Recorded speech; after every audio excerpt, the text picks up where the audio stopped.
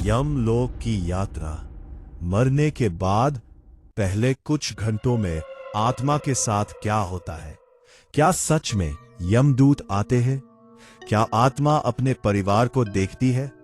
गरुड़ पुराण के अनुसार मृत्यु के बाद जो यात्रा शुरू होती है वो इतनी रहस्यमयी और डरावनी है कि ज्यादातर लोग उसकी कल्पना भी नहीं कर सकते। आज आप जानेंगे मृत्यु के बाद आत्मा के साथ स्टेप बाय स्टेप क्या होता है। जब किसी व्यक्ति की मृत्यु होती है तो बाहर से सब कुछ खत्म लगता है, लेकिन उस व्यक्ति के लिए सब कुछ खत्म नहीं होता।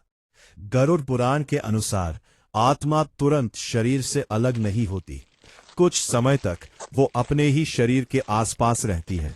वो देखती है उसका परिवार रो रहा है, वो उन्हें पुकारना चाहती है, लेकिन कोई उसे सुन नहीं पाता। और तभी एक ऐसा क्षण आता है जिसे गरुड़ पुराण बहुत महत्वपूर्ण बताता है। यमदूत आते हैं। ये कोई साधारण दृश्य नहीं होता। अच्छे कर्म वाले व्यक्ति के लिए यमदूत शांत और दिव्य रूप में आते हैं, लेकिन पाप करने वाले के लिए उनका रूप बहुत भयावह होता है। यमदूत आत्मा को शरीर से अलग करते हैं। गरुड़ पुराण के अनुसार यह प्रक्रिया सुखद नहीं होती।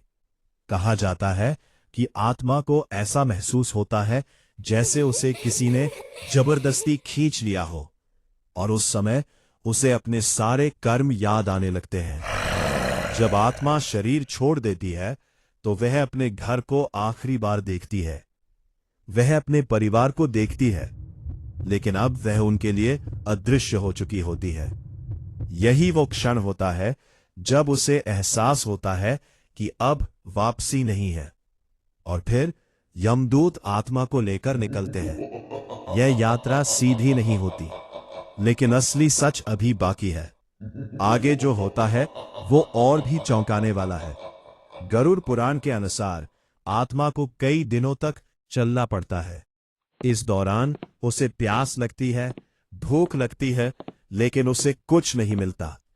कुछ समय बाद आत्मा पहुंचती है वैतरणी नदी के पास। यह नदी साधारण नहीं है। इसमें गंदा पानी, खून और भयानक जीव होते हैं। पाप करने वाले इस नदी को पार नहीं कर पाते। उन्हें इस नदी में गिरना पड़ता है। लेकिन जिन लोगों ने अच्छे कर्म किए होते हैं या जिनके परिवार ने श्राद्ध किया होता है, उनकी मदद होती है। उन्हें इस नदी को पार करने में सहायता मिलती है। आखिरकार आत्मा यमलोक पहुंचती है।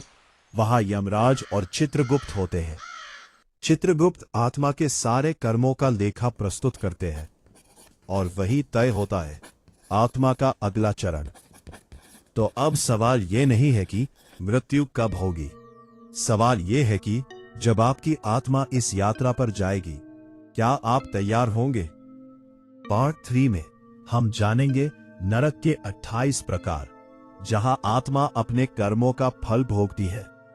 अगर आपको गरुड़ पुराण का पूरा सच जानना है तो चैनल को लाइक एंड सब्सक्राइब जरूर करें।